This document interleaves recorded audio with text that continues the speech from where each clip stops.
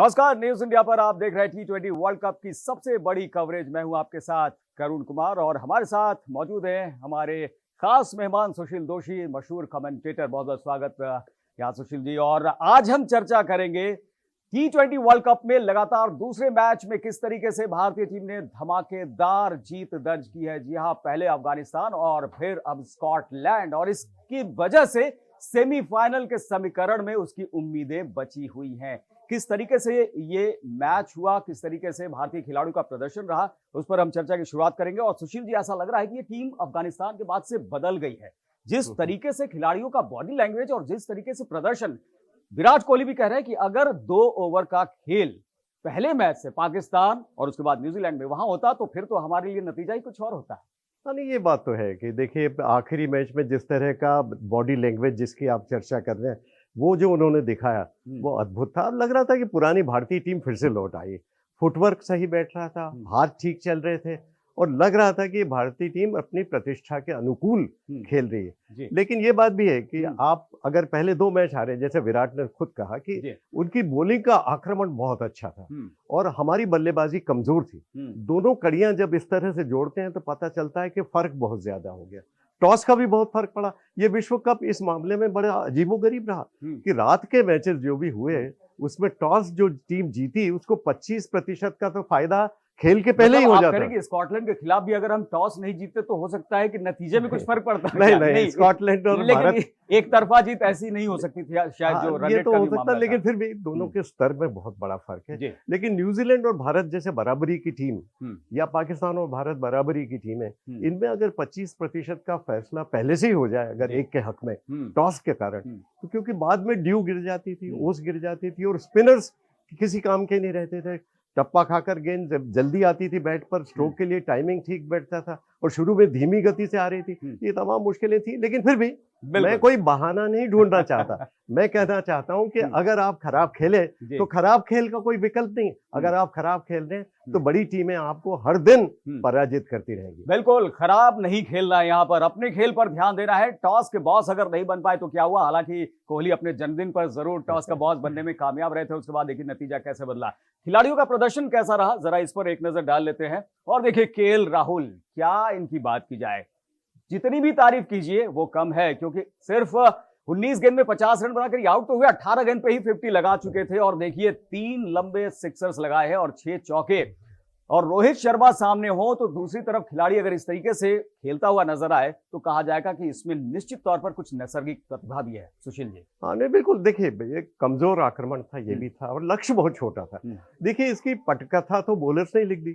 शमी ने जब 3 विकेट ले लिए और नहीं, हम तो पहले केएल राहुल की बात कर रहे हैं यहाँ पर। हाँ, केएल राहुल ने जो बल्लेबाजी की वो इसी कारण पटकथा इस तरह से। अगर छोटा पिछले कुछ समय से अगर देखिए तो केएल राहुल ने अपना स्टाइल भी चेंज किया है और आईपीएल वहां पर भी धमाकेदार अंदाज में खेलते रहे हैं। और ये जो भी सबसे ऊपर के बल्लेबाज रहे हैं रन बनाने के मामले में, उसमें इनका हमेशा नंबर रहा है। नहीं, वो तो है, लेकिन उनकी एक कमजोरी जो थी वो ऑफ स्टंप के बाहर चले जाते थे और लेग साइड में फ्लिक करते थे शुरू से। तो बड़े जो बॉलर्स होते हैं, जो लेफ्ट आर्म बॉलर्स रहते हैं, जैसे स्टार्क है ऑस्ट्रेलिया के, या फिर हमने शाहीन अफरीदी को, जो लेफ्ट आर्म बॉलर जो अंदर की तरफ गेंद को लाते हैं, वो क्या करते हैं कि इनको बिल्कुल ऐसी गेंद करते हैं बैट के नीचे, यॉर्कर गेंदें, और वहां से गेंद को स्विंग कराते हैं। तो इस कारण वो बार बार एलबीडब्ल्यू या बोल्ड हो जा रहे थे। तो वो कमी को अब उन्होंने सीधा किया है। बिल्कुल सीधा किया है। और हम बात कर रहे थे रोहित शर्मा की, और देखिए रोहित शर्मा का प्रदर्शन कैसा रहा, जरा ये भी दिखाना जरूरी है यहाँ पर। और ये देखिए 30 रन इन्होंने बनाए और स्ट्राइक रेट 187.5, कम रही जरूर स्ट्राइक रेट। यहाँ पर केएल राहुल बाजी मारते दिखे, लेकिन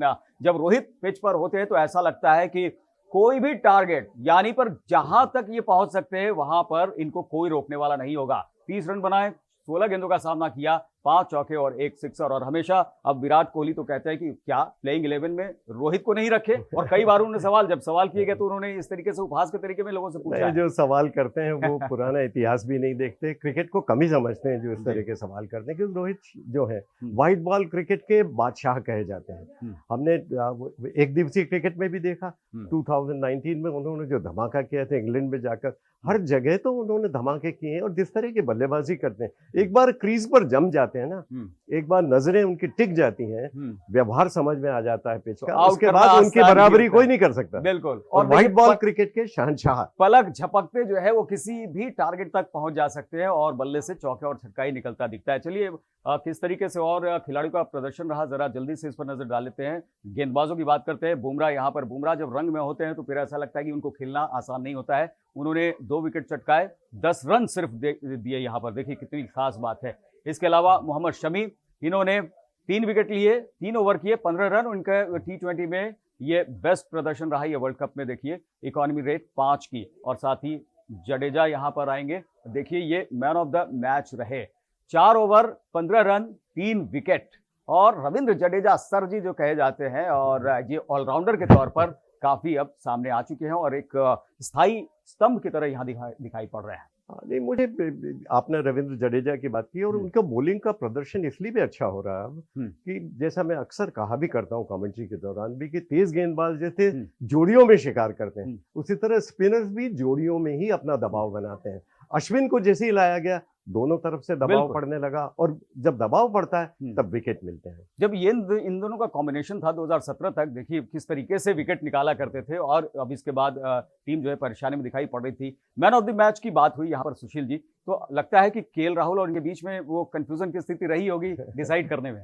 हाँ, ये तो रहा भाई 50 रन जो इस तरीके से तूफानी पारी खेली उन्हें दें, या फिर 3 क्रूशियल विकेट इन्होंने निकाले, और फील्डर तो लाजवाब है ही है। नहीं, मैं समझता हूँ बॉलर को ज्यादा क्रेडिट मिलने की जरूरत आ गई है अब विश्व क्रिकेट में, क्योंकि बैट्समैन जब रन बनाता है तो सब वाह वाह करते हैं, बॉलर्स जब विकेट लेते हैं 3 विकेट और इतनी जल्दी आपने आउट कर दिया, इसीलिए तो आपने जल्दी से 50 रन बना दिए। अगर लक्ष्य इतना छोटा नहीं होता तो शायद इतनी तेजी से रन भी नहीं बनते। तो पटकथा जो लिखी थी जडेजा को बिल्कुल सही किया उन्होंने मैन ऑफ द मैच देकर। चलिए यार, गिरधरन भी हमारे साथ जुड़ गए हैं, मशहूर कमेंटेटर, जरा उनका हम रुख करेंगे। गिरधरन जी, आपने भी मैच को देखा होगा, तो आपको लगता है कि जिस तरीके का मुकाबला हुआ वो पहले से होता तो नतीजा कुछ और ही निकलता? बिल्कुल, मैं बिल्कुल सहमत हूं आपकी बात से, क्योंकि चलिए शायद अभी हमारी आवाज उन तक नहीं पहुंच रही है, आगे हम उनका रुख करने की कोशिश करेंगे।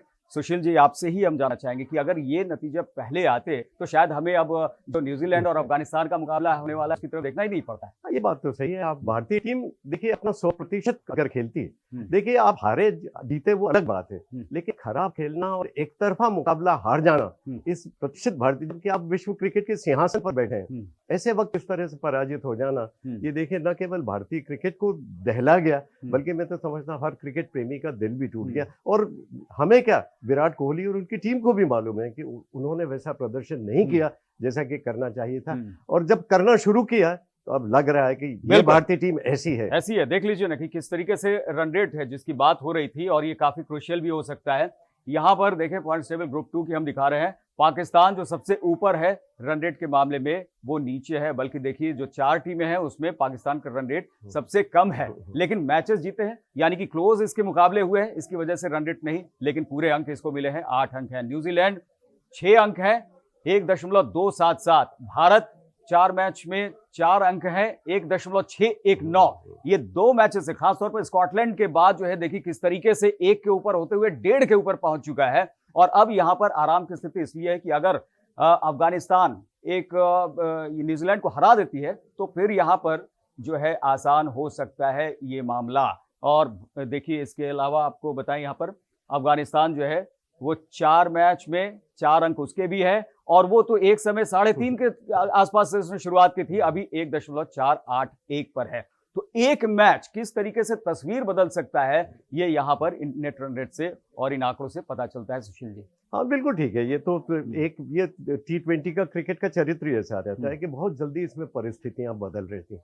लेकिन देखिए अभी बराबर अंक तो आ गया है, जैसे हम देख रहे हैं कि भारत ने भी 4 अंक प्राप्त करनी है और भारत का अगला मैच भी आसान है, नामीबिया से खेलना है, तो भारत जी 6 मानकर चले हम अभी यहाँ। और अफगानिस्तान न्यूजीलैंड को हरा पाएगा, ये इस पे बहुत बड़ा प्रश्न चिन्ह है। T20 क्रिकेट है, इसमें कुछ भी अद्भुत, कुछ भी चमत्कार हो सकता है। और स्पिनर्स के खिलाफ देखिए न्यूजीलैंड के बैट्समैन जो स्पिनर्स के खिलाफ उतने अच्छे नहीं माने जाते हैं, और अफगानिस्तान के स्पिनर्स बहुत अच्छे हैं। यहां से एक थोड़ी आशा बनती है कि अफगानिस्तान जो अन्य टीमों के सामने इतना अच्छा प्रदर्शन कर रहा, लगता है शायद आज फिर अब जो मैच होगा उसमें अच्छा प्रदर्शन करेगा। न्यूजीलैंड को अगर वो दिन में तारे दिखा दे तो भारतीयों को नया आसमान देखने को मिलेगा। बिल्कुल। इस बीच आर गिरिधरन जी हमारे साथ जुड़ गए हैं, उनका रुख करेंगे।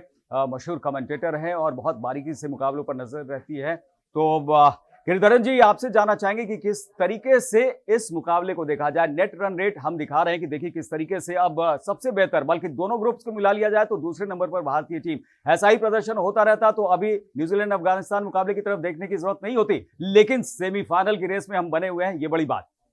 बिल्कुल, मैं पूरी तरह से सहमत हूं। इन दोनों मैचेस के कारण भारत की टीम वापस आ चुकी है, इस टूर्नामेंट में वापस आ चुकी है। पहले जब न्यूजीलैंड से भारत हार गया था तो ऐसे लगा कि भाई भारत की टीम इस टूर्नामेंट से बिल्कुल ही बाहर जा चुकी है, पर एक दृढ़ संकल्प से उन्होंने वापसी की है और ये बहुत मायने रखता है।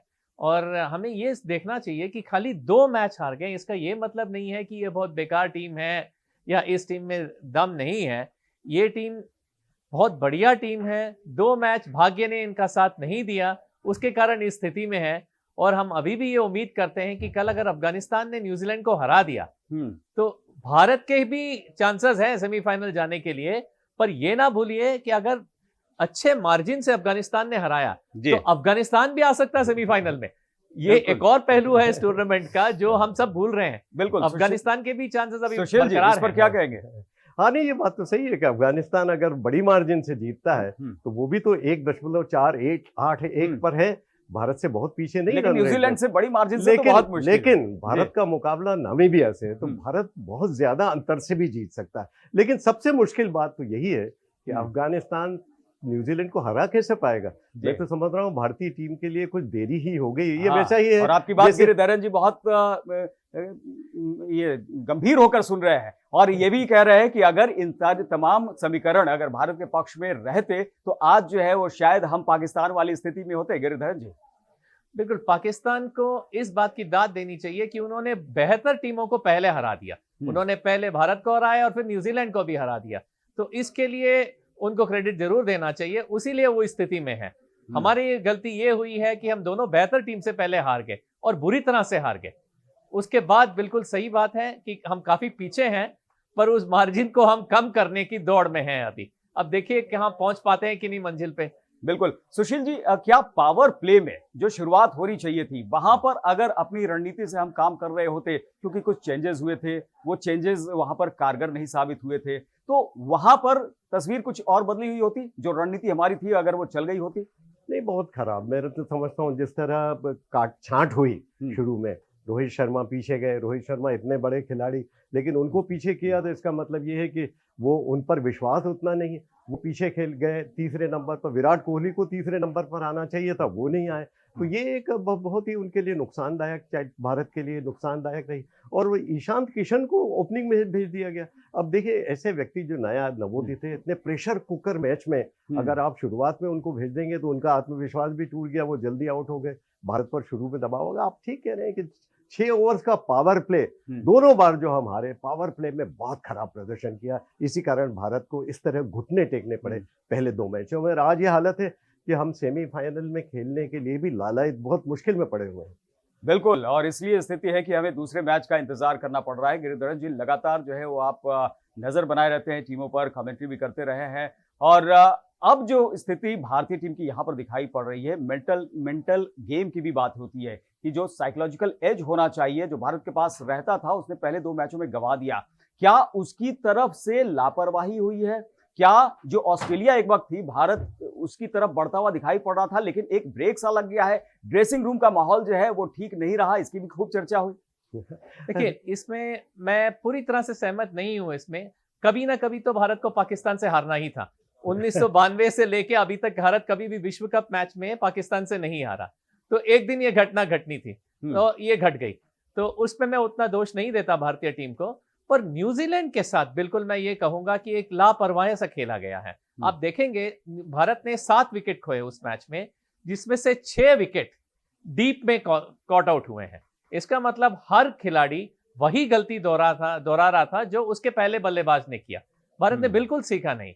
तो न्यूजीलैंड के खिलाफ जरूर ये कहेंगे कि बहुत ही निराशाजनक प्रदर्शन रहा। और उस मैच के बाद ही विराट कोहली ने कहा कि हम उतने बहादुर नहीं रहे जितने हमें रहना चाहिए था फील्ड पर। ये बिल्कुल, या फिर जैसे कि उम्मीद की जा रही थी। सुशील जी, आपको भी लगता है कि बहुत बड़ी गलती हुई, लेकिन यहां से एक सिल्वर लाइनिंग हम ये उठा सकते हैं कि अफगानिस्तान की टीम जो है इन कमियों को दूर करते हुए लंबे छक्के लगाएगी, जो कि कैच ना हो जाए बल्कि सिक्स में तब्दील हो जाए। नहीं, न्यूजीलैंड का देखिए आक्रमण बहुत अच्छा है और मुझे तो अभी भी लगता है कि ये काफ़ी देर हो चुकी है और ये लगभग बहुत ही मुश्किल काम है कि भारत तो जीतेगा ही, ये तो बात पक्की है नामीबिया के खिलाफ, लेकिन अफगानिस्तान हरा पाएगा न्यूजीलैंड को ये बहुत, क्योंकि न्यूजीलैंड का आक्रमण और उनकी बल्लेबाजी, इतने अनुभवी सभी लोग और उनके कप्तान विलियमसन इतने, बिल्कुल लगता है महेंद्र सिंह धोनी के बाद कैप्टन कूल अगर आज दुनिया में कोई है तो फिर यही खिलाड़ी है विलियमसन। और इतनी संतुलित टीम, इतना तेज आक्रमण, इतना बढ़िया स्पिन आक्रमण, सब कुछ ठीक है और आज आत्मविश्वास इतनी चरम सीमा पर है। मुझे लगता है कि सांप निकल जाने के बाद लाठी पीटते रहे, उस तरह भारत उसके पीछे की तरफ दौड़ रहा है कि किसी तरह अफगानिस्तान जीत जाए न्यूजीलैंड से। लेकिन देखिए, पाकिस्तान के खिलाफ जो मुकाबला हुआ था सुशील जी, वो काफी नजदीकी हो गया था और आसिफ अली ने अगर 4 जोरदार सिक्सर्स नहीं जड़े होते तो हो सकता है कि पाकिस्तान भी हार जाती। अगर उस मैच को देखें तो लगता तो है कि इस टीम में वो क्षमता, वो काबिलियत है कि मुकाबले को अंतिम तक ले जाए और जीत भी दर्ज कर सके न्यूजीलैंड के खिलाफ। ये बात तो ठीक है कि उनमें ये तो क्षमता तो है, आप इनकार नहीं कर सकते। तो मैंने पहले भी कहा कि जो न्यूजीलैंड के बल्लेबाजी है वो स्पिन के सामने उतनी बेहतर नहीं नजर आती और आज की बात नहीं, ये बरसों से उनका इतिहास। और हमने तो अपने ग्राउंड पर सिखाया है अफगानिस्तान के खिलाड़ियों को, होम टर्फ रहा है यहाँ ग्रेटर नोएडा में भी जो है वो काफी आकर बारीकियां सीखते रहे। हाँ बिल्कुल, और अभ्यस्त है यहाँ, वो स्पिन को मदद दे रहे हैं विकेट्स यहाँ पर। हम देख रहे हैं धीमे विकेट हैं, टप्पा खाकर थोड़ी धीमी गति से आ रही, स्पिन को मदद मिल रही। भारतीयों ने स्पिनर्स का अच्छा उपयोग नहीं किया, ये भी एक खामियाजा भारत को भुगतना पड़ा। लेकिन अफगानिस्तान के स्पिन के आक्रमण पर बहुत कुछ निर्भर रहेगा। उनका तेज आक्रमण उतना अच्छा नहीं है अफगानिस्तान का, लेकिन स्पिन के आक्रमण पर निर्भर रहेगा कि क्या अफगानिस्तान न्यूजीलैंड को हरा पाएगा। बिल्कुल। गिरिधरन जी, लगता है आपको कि राशिद खान, मुजीबुर रहमान जो चर्चा हो रही है कि वो बांधने में कामयाब हो पाएंगे न्यूजीलैंड के बल्लेबाजों को? मैं उम्मीद करता हूं कि अगर उनकी बैटिंग खरी उतरी और करीब 150 का अगर स्कोर अफगानिस्तान ने लगा दिया स्कोर बोर्ड के ऊपर, तो न्यूजीलैंड के लिए बहुत ही मुश्किल होगा उस मैच को जीतने के लिए, क्योंकि न्यूजीलैंड के ऊपर भी एक दबाव है। उन्हें भी इस मैच को जीतना है। उन्हें भी पता है कि अगर किसी तरह इस मैच को वो हार गए तो भारत सेमीफाइनल में घुस जाएगा। और एक लीड लेने के बाद अगर न्यूजीलैंड सेमीफाइनल में नहीं प्रवेश करता है तो उनके लिए भी बहुत बुरा होगा। तो न्यूजीलैंड के ऊपर भी दबाव है कल। बिल्कुल, हो सकता है कि दबाव में वो टीम भी बिखर जाए। आपको क्या लगता है सुशील जी? आपने भी बहुत लंबे समय से इसे फॉलो किया है और साथ ही साथ जो ये देखने में आ रही है कि अफगानिस्तान की तरफ से मोहम्मद नबी है, वो भी प्रेशर बनाते हैं और प्रेशर में कभी पीछे नहीं हटते, झुकते नहीं, लगातार अपने अंदाज में खेलते हैं। नहीं, वो दुनिया के सबसे अच्छे लेग ब्रेक गूगली बॉलर हैं। उनकी गूगली बड़ी डिसेप्टिव है। अच्छे बल्लेबाजों को उनकी गूगली समझ में नहीं। उन्हें बाबर जैसे बल्लेबाज को साफ बोल्ड किया बढ़िया गेंद से, तो ये उन्हें सम्मान बहुत दिया जाता है। नबी भी अच्छे बॉलर हैं, तो उनकी स्पिन का जो शिकंजा अगर कस गया न्यूजीलैंड के ऊपर तो भारत की संभावनाएं निखर सकती हैं और वही एकमात्र संभावना है कि भारत इसमें प्रवेश करे। लेकिन फिर भी भारत देर से जागृत हुआ, ये बात जरूर है। ये दुनिया की समाप्ति नहीं होगी क्रिकेट में, भारत फिर से उभर कर आएगा और आज नहीं तो कल फिर से भारतीय क्रिकेट। लेकिन देखिए सुशील जी, किस तरीके से हम चर्चा कर रहे हैं उस मुकाबले की जिसमें कि भारतीय टीम नहीं है और ये स्थिति खुद पैदा की हुई है। पाकिस्तान के खिलाफ जिस तरीके से हमारी शुरुआत हुई, 10 विकेट की वो हार कभी भी आसानी से भुलाई नहीं जा सकती। फिर न्यूजीलैंड से ये हार, अगर वहां पर थोड़ा सा होमवर्क किया हुआ होता है या फिर कुछ ज्यादा रिलैक्स नहीं होते, बीच वॉलीबॉल खेलते देखे गए थे भारतीय खिलाड़ी, पार्टी करते मस्ती करते देखे गए थे, अगर वैसा नहीं होता तो शायद हम भारत के ही मैच की चर्चा कर रहे होते और नामीबिया से जो मुकाबला होने वाला है उसकी भी बात कर रहे होते। लेकिन हमें तो अफगानिस्तान न्यूजीलैंड के मैच की बात करनी पड़ रही है। ये बात बिल्कुल ठीक है, क्योंकि लेकिन ये आप कभी मत भूलिए कि भारतीयों ने भी माना है कि उनकी जो बॉलिंग थी वो बहुत खराब। आप देखिए ना, पाकिस्तान और न्यूजीलैंड के खिलाफ 2 मैचों में कुल 2 विकेट गिरे। मतलब T20 क्रिकेट में जितने बल्लेबाज इतना जोखिम लेता है कि आउट होने की संभावना बनी ही रहती है, ऐसे में अगर आप 2 मैचों में कुल 2 विकेट ले तो ये तो पहले पाकिस्तान के खिलाफ स्कॉटलैंड से और नामीबिया से मेकअप तो हो रहा है इधर आकर कि भाई आंकड़े जो है वो बेहतर हो रहा है। लेकिन गिरधर जी आखिरी आपसे कमेंट्स चाहेंगे कि जो मुकाबला होने वाला है नामीबिया का, वो तो बहुत बड़े अंतर से भारत को जीतना ही होगा, लेकिन अफगानिस्तान और न्यूजीलैंड का मुकाबला आपको लगता है कि बहुत क्लोज होगा और अफगानिस्तान जीतेगा जैसे कि हम उम्मीद कर रहे हैं, या फिर ये हो सकता है कि अफगानिस्तान बहुत बड़े अंतर से जीत जाए तो फिर इसके जीतने का भी फायदा नहीं, रन रेट इसका बेहतर होगा, ये भी अंदर जा सकता है? बिल्कुल, अफगानिस्तान और न्यूजीलैंड के बीच का जो मुकाबला है एक तरह से क्वार्टर फाइनल है दोनों टीमों के लिए, क्योंकि जो जीतेगा वो प्रवेश कर सकता है सेमीफाइनल में और जो हारेगा वो टूर्नामेंट के बाहर है। तो इसीलिए मुझे, और अफगानिस्तान के पास एक और एडवांटेज ये है कि अगर वे हारेंगे भी तो उनके लिए कुछ नहीं है, तो उनके लिए सिर्फ लाभ ही लाभ है इस मैच में। तो वो एकदम खुले दिल से सकारात्मक तरीके से खेल सकते हैं इस मैच को, एक पॉजिटिव माइंडसेट के साथ खेल सकते हैं। तो जब भी कोई भी टीम मैदान में इस माइंडसेट से उतरती है कि we have nothing to lose, जैसे अंग्रेजी में कहते हैं, तो फिर उस टीम को हराना बहुत ही मुश्किल हो जाता है। चलिए गिरधर जी, बहुत बहुत शुक्रिया हमसे बातचीत करने के लिए, जुड़ने के लिए, और सुशील जी आपका भी हमारे स्टूडियो में आने के लिए बहुत बहुत शुक्रिया। तो देखने वाली बात कि नामीबिया के साथ भारतीय टीम किस तरीके से खेलती है। स्कॉटलैंड के खिलाफ तो जोरदार जीत दर्ज की और नेट रन रेट में अपने ग्रुप में सबसे ऊपर। अब न्यूजीलैंड को अफगानिस्तान की टीम हरा पाती है या नहीं, इस पर सबकी नजरें टिकी है। पल पल के अपडेट्स हम आप तक पहुंचाते रहेंगे। आप लगातार देखते रहिए न्यूज़ इंडिया।